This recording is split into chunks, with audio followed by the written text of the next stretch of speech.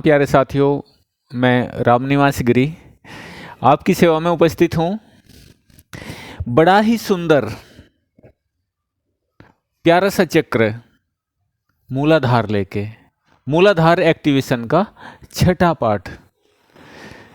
काफ़ी समय से हम मूलाधार एक्टिवेशन के छठे पाठ को बना नहीं पा रहे थे, किसी कारण से वो डिलीट हो गया था हमसे और उसको बनाने में काफ़ी समय लग गया। उसके लिए मैं क्षमा प्रार्थी हूँ। आप सबसे काफ़ी मेरे भाइयों ने, साधकों ने, मेरे प्यारे साधकों ने कमेंट किए मूलाधार चक्र छठे भाग के लिए।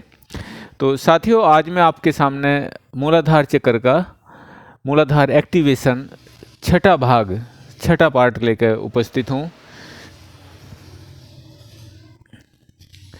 देखिए, मूलाधार के विषय में बहुत बातें हम कर चुके हैं। ये ऐसा चक्र है, इसके विषय में जितना कहा जाए उतना ही कम है। पूरा ताना बाना जो है वो शरीर का मूलाधार चक्र पे ही आधारित है। आपकी साधना का, आपके जीवन का, आपके खुशियों का सब कुछ आधार अगर कोई आपके शरीर में सबसे मेन चक्र है तो वो मूलाधार है। साथियों, वैसे तो मैंने आपको कई बार बताया कि जितने भी चक्र हैं शरीर में, मूलाधार, स्वादिष्टान, मणिपुर, अनाहत, विशुद्ध, आज्ञा, सहस्रार। सहस्रार हमारा टॉप है, वहाँ तक तो भगवान की दया से ही कोई पहुँचता होगा। हम जैसे लोग तो कहाँ पहुँच पाएंगे, लेकिन फिर भी एक रास्ता है, आपको बताना ही पड़ता है। आपको पता है कि आपकी देश की सीमाएं कहाँ तक हैं। बेशक आप कभी ना गए, लेकिन देश की सीमाओं का आपको पता रहता है। संसार के सभी देशों को पता रहता है कि कौन देश कहाँ पे है, बेशक कभी ना गए हों। तो उसी तरीके से जो हमारे ग्रंथों में, जो हमारे गुरुजनों से जो हमें वार्तालाप में प्राप्त होया, जो क्रियाओं में प्राप्त हुआ, वो रास्ता सहस्रार तक का मूलाधार से शुरू होकर सहस्रार तक जाता है। प्यारे साथियों, मूलाधार चक्र पे काम करने वाले जितने भी साधक हैं वो सभी साधक मूलाधार पे काम करते हैं, क्योंकि मूलाधार को छोड़ के ऊपर कोई भी नहीं जा पाता। सबको मूलाधार से ही शुरुआत करनी पड़ती है। प्यारे साथियों, इसमें सबसे मेन है ब्रह्मचर्य।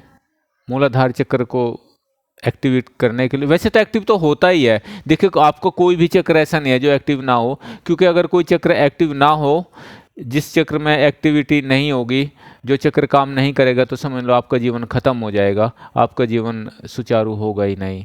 आपका मस्तिष्क भी काम करता है, आपके नेत्र भी काम करते हैं, आपका कंठ भी काम करता है, आपका हृदय क्षेत्र भी काम करता है, नाभि क्षेत्र भी काम करता है, आपका गुप्तांग के क्षेत्र भी काम करते हैं और आपका गुदा मार्ग भी काम करता है।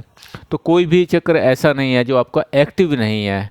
ये आज आपके सामने मैं बात खोल देता हूँ, कोई भी चक्र ऐसा नहीं है कि जो एक्टिव नहीं है। आपके सब चक्र एक्टिव है, लेकिन कारण क्या है कि वो अपनी यथास्थिति में है। जो चक्र हैं हमारे, वो यथास्थिति जो परमात्मा ने हमें दे के भेजा उसी स्थिति में है। आप उनसे काम नहीं ले रहे हो, उन चक्रों से आप काम नहीं ले रहे। और ये चक्र क्या है? ये सुषुम्ना एक्टिवेशन के पड़ाव हैं।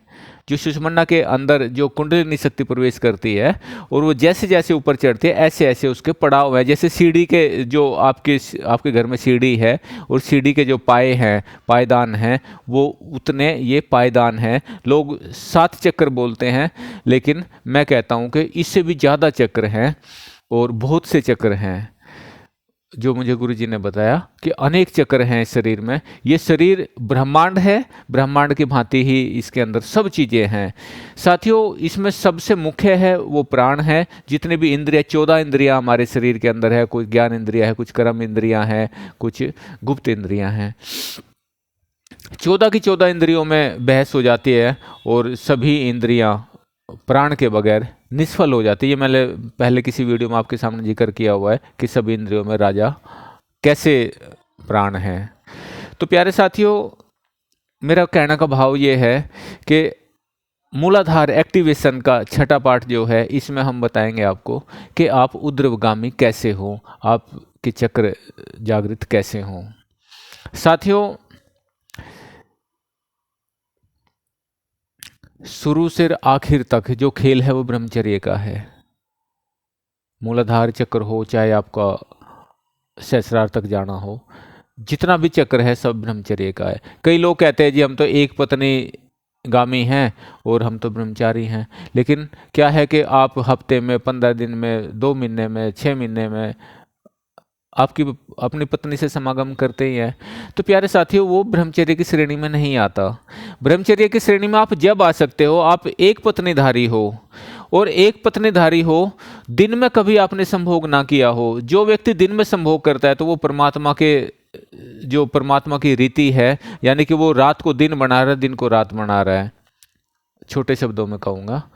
क्योंकि दिन का संभोग बहुत ही घातक है और बहुत ही ज़्यादा घातक है, जिसमें कि कुंभकर्ण और रावण संवाद में भी ये बात आती है। कुंभकर्ण कहते हैं कि सुबह का समय दान का होता है, दिन का समय कर्म का होता है, और रात्रि का समय संभोग का होता है। प्यारे साथियों, संभोग का जो समय है वो रात्रि का समय है। जो गृहस्थी लोग हैं वो संभोग में रात्रि में जाए और अपनी एक ही पत्नी से वो संभोग में रहें, और संभोग वो जब तक ही करें जब तक उनको अपनी संतान की प्राप्ति ना हो जाए, जब तक उनको बेटी बेटे की प्राप्ति ना हो जाए, जब तक ही वो संभोग में रहें। अन्यथा साधक को कभी भी संभोग नहीं करना चाहिए। संभोग ही तुम्हारी शक्ति है, संभोग ही तुम्हें उद्गामी बनाता है, संभोग ही तुम्हें आत्मा से परमात्मा का जो मेल है।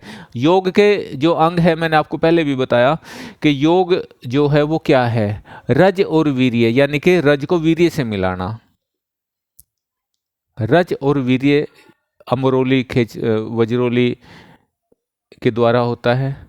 और अपान और प्राण, प्राण हमारा ऊपर बहता है, अपान नीचे बहता है, इन दोनों को सम कर देना ही योग है। और सूर्य और चंद्र, यानी आपकी ईड़ा और पिंगला, इनका मिलना, यानी इन दोनों का स्थिर हो जाना, इन दोनों का रुक जाना और सुषुम्ना में प्रवेश कर जाना, इसी को योग कहते हैं। यही योग है।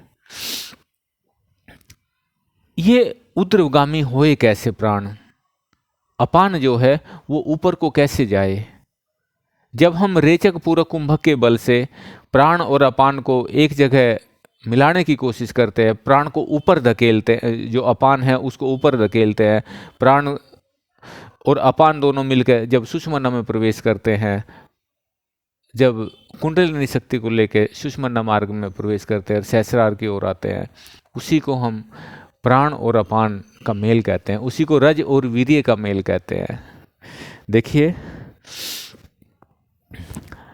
ये जरूरी नहीं है कि आप भी पद्मासन लगाए, जिस आसन में भी आप बैठ सके, जो भी आसन आपके लिए उपयुक्त हो। आपसे अगर पद्मासन नहीं लगता तो ऐसे आलती पालती मार के और आप इस तरह, ये देखिए, हाथों को आप ज्ञान मुद्रा में ले सकते हैं या वायु मुद्रा में ले सकते हैं, या फिर ऐसे आप उंगली बांध के सिर्फ ऐसे भी आप बैठ सकते हैं, या फिर आप अगर ऐसे भी आपको संभव नहीं है तो पैरों को लटका के किसी कुर्सी पे ऐसे सीधे बैठ सकते हैं। और अगर आपकी कमर झुकती है और आपका किसी तरह से आपकी कमर, क्योंकि कमर सीधी होना बहुत ज़रूरी है किसी भी चक्कर में, या वैसे भी हमेशा आपको कमर सीधी करके बैठना चाहिए। तो ऐसे कोई जो तकिया है, आपके घर में कोई पतला सा तकिया हो, उसको ऐसे मोड़ के और ऐसे नितंब के पीछे जो रीढ़ है आपका, रीढ़ के यहाँ पे उसको लगा के उस पर बैठेंगे तो भी आपकी कमर बिल्कुल सीधी हो जाएगी। या फिर कोई अगर ऐसा भी नहीं है तो आपके जहाँ पे आप साधना करते हैं ऐसी भी चीज़ आपको उपलब्ध नहीं, तो कोई कपड़ा होगा, कोई चादर होगी, कोई तौलिया होगा, तो उसको ऐसे लपेट के इस तरह ऐसे करके छोटा, और उसको ऐसे यहाँ पे गुदा मार्ग के नीचे उसको दे के और आप बैठेंगे तो भी आपकी कमर बिल्कुल सीधी हो जाएगी। साथियों, इसमें सीधी कमर करके बैठना बहुत ज़रूरी है। बगैर सीधी कमर के अगर आप बैठते हैं तो आपको, कल मेरे पास में कमेंट आया किसी साधक का, वो बोले जी कि मेरे को नीचे से एक गोला सा उठता है वायु का, और वो ऊपर आके मेरे नाभि के पीछे ऐसा लगता है जैसे फाड़ के निकल जाएगा। साथियों, ऐसे जो हमारे सामने साधना में, क्योंकि ये साधना के विधान है, ऐसी साधना के विधन के लिए आपके शरीर की शुद्धि बहुत जरूरी है। जो मैंने आपको शरीर शुद्धि बहुत सी वीडियो में बताई हुई है, आप वीडियो देखते रहिए चैनल पे और शरीर शुद्धि का वो मार्ग अपनाइए। प्यारे साथियों, आपको अच्छा लगता है ये चैनल तो आप इसमें कमेंट करिए, इसे लाइक करिए, सब्सक्राइब करिए और लोगों तक भी पहुंचाइए। तो प्यारे साथियों, हम ये ले लेते हैं यहाँ पे पद्मासन। ये पद्मासन हो गया। और इस पद्मासन में आपने क्या करना है, ये देखिए। जब पद्मासन हम लगा लेंगे, पेट आपका खाली हो, ये देखिए ऐसे।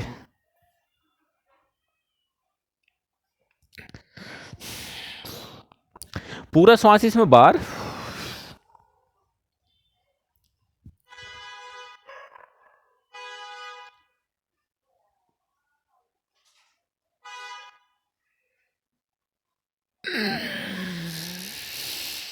जब पूरा श्वास मेरा बाहर होता है, यानी आपका जब पूरा श्वास बाहर होगा तो आपका मूल बंध यानी गुदा मार्ग को आप ऐसे बंद कर लेंगे। उड़ान बंद, पेट आपका अंदर चला जाएगा और ये जो सीवनी जो आपके चुंबक है यानी आपकी ठुड्डी है, इसको आप यहाँ पे ऐसे ले आएंगे।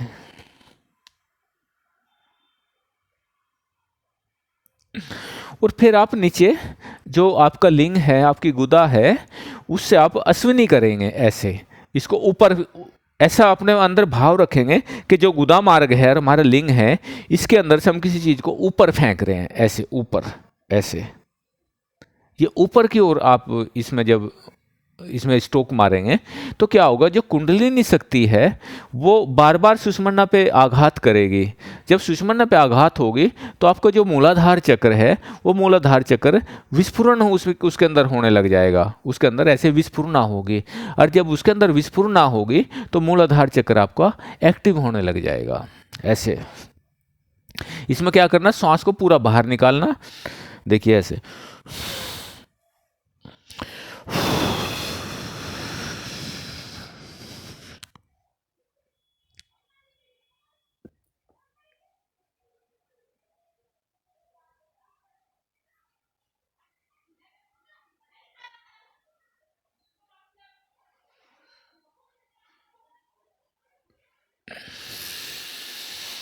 जब श्वास ना रुके तो इसको श्वास को पेट के साथ ही धीरे धीरे, और इसमें एक बात और मैं बताऊं, इसमें ना मैं कुछ श्वास जो है मुंह से फेंकता हूं, क्योंकि अगर मैं पूरा श्वास नाक से फेंकूंगा, नासिका से बाहर फेंकूंगा, तो पूरा उधर खाली नहीं होता, और जब पूरा उधर खाली नहीं होगा तो पूरी तरह से उड़ान बंद लगेगा नहीं, और जब उड़ान बंद नहीं लगेगा तो आपका फिर जो है पूरी तरह से अश्विनी आपकी हो नहीं पाएगी।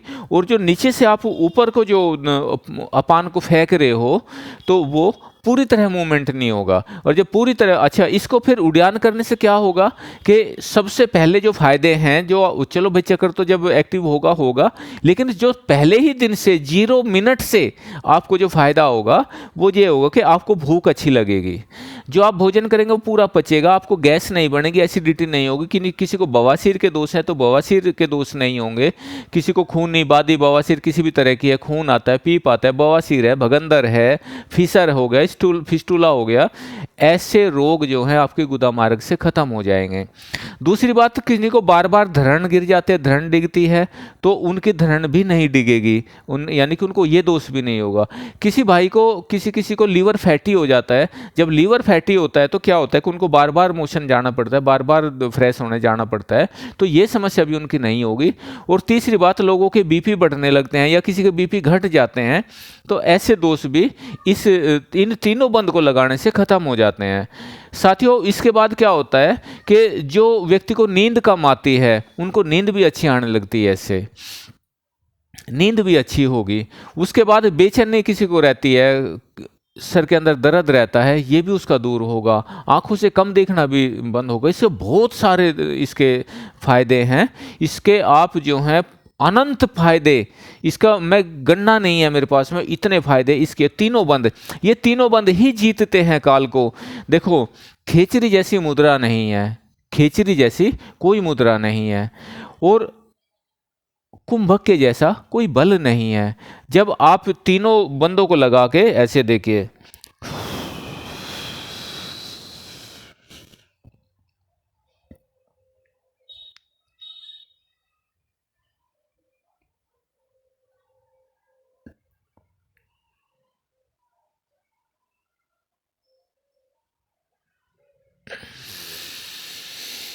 ये हो गया आपका तीनों बंदों के साथ में उड़ान, यानी उड़ान बंद तीनों बंद के साथ हो गया आपका, यानी मूलाधार वो जो आपका उड़ान बंद है, जालंधर बंद है और मूल बंद है। ये आपके तीनों बंद ऐसे होते हैं। अगर आप तीनों बंद नहीं लगा सकते, मुझे पता तीनों बंद लगा के ज़्यादा देर रहना संभव नहीं है, तो आप इसको आराम से श्वास को बाहर निकाल देंगे आप,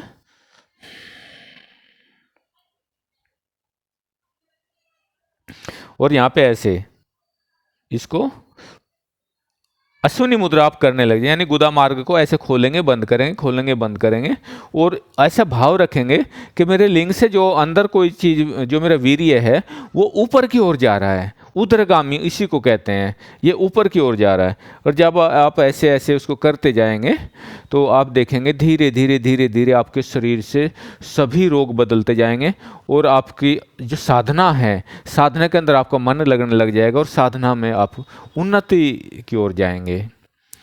ऐसे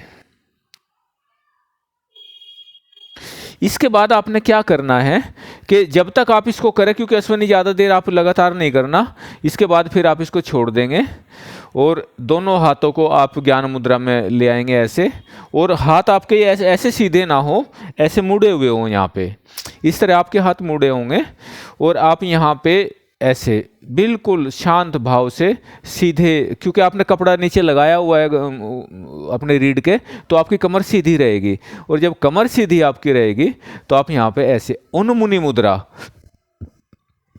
उन्मुनी मुद्रा इसको कहते हैं हम, यानी थोड़ी सी आंख खुली हो और आप इसको भी देख रहे हैं, और अपने यहाँ पे सहस्रार, आप अपने सिर के इस भाग के ऊपर यहाँ पे ध्यान लगाओ, यानी आप देख तो बाहर रहे हैं लेकिन आपका ध्यान जो है वो यहाँ पे है। आप इसको धीरे धीरे ऐसे,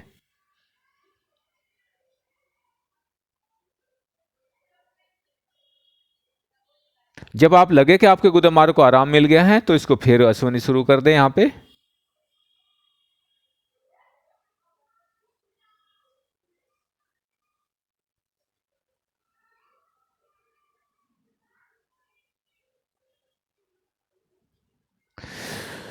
और यहाँ पे सबसे आसान अगर कोई मंत्र है तो वो ओंकार है। आप ओंकार का देखिए, सभी में जितने भी मंत्र हैं, सभी मंत्रों में सर्वश्रेष्ठ मंत्र अगर कोई है तो वो ओंकार है। कैसे लेंगे? आंखें थोड़ी सी खुली हों, ध्यान यहाँ पे हो, और कैसे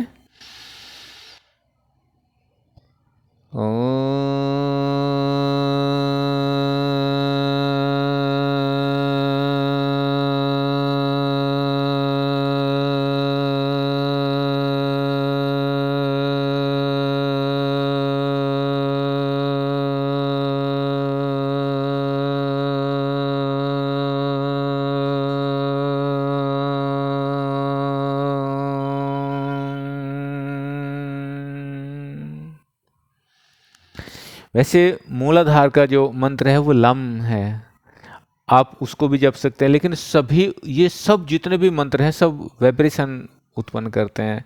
लेकिन प्रणव जो है, इसको हम प्रणव कहते हैं, ईश्वर का निज नाम है। प्रणव से आपको परम गति की प्राप्ति होती है, सब कुछ प्रणव से मिलता है। आपके प्राण बलवान होते हैं, प्राण ताकतवर होते हैं, आपके शरीर में ऊर्जा बढ़ती है, आपके रोग नष्ट होते हैं। इसलिए मैं तो आपको यही विनती करूंगा कि आप प्रणव का उच्चारण करिए।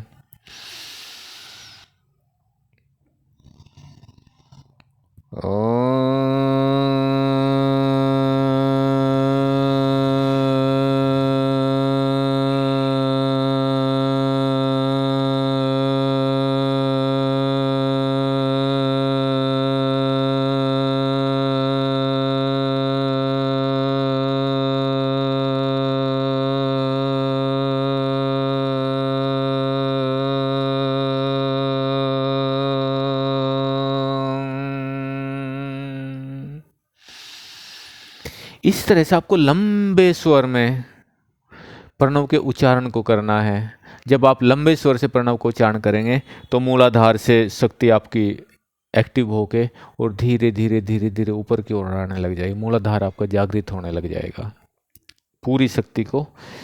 ऐसे ही आपने ये नहीं सोचना कि मैंने जीवा से उच्चारण करना है, आपको ये सोचना मैंने गुदा मार्ग से, मूलाधार से, जो गुदा मार्ग के और लिंग के बीच में जो जगह है जहाँ पे हम सीधासन की एड़ी को फंसाते हैं, आपने ऐसा सोचना है कि मैंने वहाँ से उठा के उसको, और भाव रखना है। और ये सोचना जैसे जैसे आपकी सांस लंबी होती जाएगी ऐसे ऐसे वो शक्ति धीरे धीरे धीरे धीरे आपके बैकबोन में, यानी आपके रीढ़ में ऊपर की ओर आ रही है। साथियों, मैं हर बार विनती करता हूँ, आपको रीढ़ में ही रहना है, रीढ़ से बाहर नहीं जाना। आपकी लाखों वर्षों, 10 लाख वर्ष लगते हैं किसी मंत्र से परम गति को प्राप्त करने में। इतना लंबा, कितने जन्म बीत जाते हैं। ये जन्म चलता ही रहता है, चलता ही रहता है, शरीर मरते रहते हैं, जन्म चलता रहता है, शरीर मरते रहता है, जन्म चलता रहता है। साथियों, अनंत काल तक भटकते भटकते तब आपको मंत्रों के द्वारा, और हर जन्म में अगर आप प्रभु की आराधना करते हैं तो आपको 10 लाख वर्ष लगते हैं। प्यारे साथियों, कितने लोग हैं इस संसार में जो लंबे लंबे श्लोक बोलते हैं लेकिन उनके जीवन में कुछ भी नहीं है, सिर्फ तोते की तरह उन्होंने रटना कर लिया है, अभ्यास नहीं है। प्यारे साथियों, अगर आप साधना में अभ्यास करते हैं या फिर अभ्यास आप मेरे सामने बैठ के करना चाहते हैं, मुझे आप अपने पास बुला सकते हैं। कहीं पे भी छोटा मोटा मेरे लिए कोई जगह की स्थिति आप बनाइए, 2-3 दिन के लिए, 4 दिन के लिए, 5 दिन के लिए, और आप उसका इंतज़ाम करवाइए। मैं आपको निःशुल्क आके वहाँ पे पूरी जो भी जानकारी मेरे पास है, जो भी गुरुजी से मिली है, मैं सब आपको दूंगा। प्यारे साथियों, मेरी बाउंडेशन कोई नहीं है कि मैं आपसे इतने ही पैसे लूँ। जो भी आपका मन करे, जैसे भी आपका दिल करे, ऐसे आप हर साधना सीखिए। मेरी कोई बाउंडेशन नहीं है। आप अपने शहर में, गांव में, जहाँ पे भी आपके पास अगर जगह उपलब्ध है, 3 दिन के लिए, 4 दिन के लिए, आप हमें वहाँ पे बुलाइए और हम पूरा आपको साधना में सहयोग करेंगे। और चाहो तो आप हमारे आश्रम में, हम आश्रम का निर्माण कर रहे हैं, चाहो तो आप वहाँ पे आके भी साधना संपन्न अपनी कर सकते हैं। आश्रम के लिए भी आप अगर हमें अनुदान देना चाहते हैं, अपना उसमें सहयोग देना चाहते हैं, तो भी आपका स्वागत है। आपका जो भी मन करे आप हमें सहयोग करिए। हमारे नंबर हैं, डिस्क्रिप्शन में नंबर है, आप उस पर सभी सुविधाएं हैं। जो भी आपका दिल करे उसमें आप हमें सहायता कर सकते हैं। आप कभी भी मेरे आश्रम में आके साधना सीख सकते हैं, उसके लिए कोई परहेज नहीं है। आज का मूलाधार एक्टिवेशन का जो मेरा छठा पार्ट था, जो क्रिया मैंने समझानी थी, वो आपके सामने रखी। आशा करता हूँ इसे आप अगर अच्छी लगी है तो और लोगों तक भी पहुँचाएंगे। और अगर इसके अंदर कोई कमी लगती है आपको, तो देखिए ये तो साधना है, इसका विस्तार इतना है कि मैं इस पूरे जन्म में भी नहीं समझा सकता। छोटी मोटी वीडियो बनती है, जितना भी मेरे को इसमें लगता है कि मैं आपको दे सकूँ, मैं पूरी कोशिश करता हूँ। देखिए, एक ही बार में मैं आपको हाथों पे गिनवा दूँ, वो हाथों पे गिनवाने वाली तो वही है कि जिन लोगों को कुछ आता नहीं है, वो अपना तोते की रटना है, जीवन नष्ट हो जाते हैं बगैर गुरु की साधना के, बगैर गुरु के सानिध्य के जीवन नष्ट हो जाते हैं लोगों के। योग के साइड इफेक्ट दवाइयों से भी ठीक नहीं होते, इस बात का आप विशेष ध्यान रखना। प्यारे साथियों, साधना करे तो गुरु के सानिध्य में ही करना, कभी भी बगैर गुरु के साधना मत करना। मैं बार बार कहता हूँ इस बात को, बगैर गुरु के साधना नहीं करना। अगर आपको कोई गुरु नहीं मिलता तो सीधे बस कमर गर्दन सीधी करके ओम ओम ओम ओम ओम ओम, इस तरह से कुछ भी, अगर आपको कोई गुरु जब तक नहीं मिलता, जब तक ये प्रभु से प्रार्थना करिए, हे पिता मुझे आपकी कोई अच्छे योग्य गुरु दें, किसी अच्छे गुरु से मेरी शिक्षा दीक्षा करवाएं। हे प्रभु, मैं आपका दास हूँ, मुझ पर कृपा करें, मुझ पर कृपा करें। इस तरह से प्रभु से प्रार्थना करिए। भगवान शिव ही सबके गुरु हैं, उन्हीं की शक्ति इस मनुष्य देह से स्फुरित होती है, यही परमात्मा की शक्ति से सारा संसार चलता है। बगैर परमात्मा की शक्ति के यहाँ पे कुछ भी नहीं है, जो भी है सब परमात्मा। बगैर योग के कोई भी साधना, बगैर योग की क्रियाओं के कोई भी साधना सफल हो नहीं सकती, बगैर योग के भक्ति हो नहीं सकती। बहुत से लोग राम नाम की चादर ओढ़ रहे हैं, राम नाम की चादर ओढ़ने से बिल्ली चूहे को छोड़ेगी नहीं। अगर चूहा राम नाम की चादर ओढ़ के बैठ जाता है ना, चादर पे लिखा हुआ है राम राम, राम नाम लिखा हुआ है ना, राम नाम, ये से पूरी चादर पे लिखा हुआ है और चूहा बैठ जाए उड़ के, बिल्ली क्या छोड़ देगी उसको? नहीं छोड़ेगी। इसी तरह से आप रटना, जीवा से आप रटते जाइए, बहुत देर में फलीभूत होता है। लेकिन साधना योग के साथ करोगे, योग के साथ भक्ति करोगे, बहुत जल्दी फलीभूत होगी और बहुत जल्दी होगी। फिर से कहता हूँ, बहुत जल्दी होगी। साधना करिए हर्षित होके, किसी से द्वेष ना रखिए, किसी से भेदभाव ना करिए। आप बिल्कुल इस संसार में एक शिशु की भांति रहिए, ना कोई अपना ना कोई पराया, सबके ऊपर कृपा की दृष्टि, ऐसे भाव से रखिए। मैं वादा करता हूँ कि आपकी साधना बहुत जल्द सफल होगी और ज़रूर सफल होगी। प्यारे साथियों, आशा करता हूँ आज की ये छोटी सी मेहनत, मेरी छोटा सा प्रयास आपको ज़रूर पसंद आया।